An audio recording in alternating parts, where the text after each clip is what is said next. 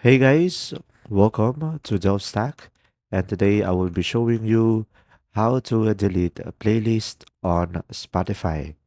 So to do this process, first just simply go ahead and open up the Spotify application into your device. Now over here, you could just simply go ahead and go add a playlist or music to the playlist. For example, I'm gonna go for this music over here, min it, and I'm gonna go for add to playlist. I'm gonna go for the playlist that I have.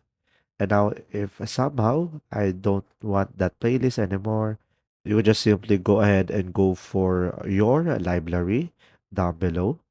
And from here, you should be able to see all of your playlists, where you can filter it out at the top and select your playlist. Now here, you should be able to see the three dots. So go ahead and tap on the three dots. And from here, you should be able to select the playlist. Scroll down and you will have an option down below, delete playlist. And from here, you should be able to delete your playlist on Spotify. And pretty much that's it. If you found this video helpful, please like and subscribe. And if you have any questions, just simply go ahead and comment down below, and we will do our best to answer them all. And see you in the next video.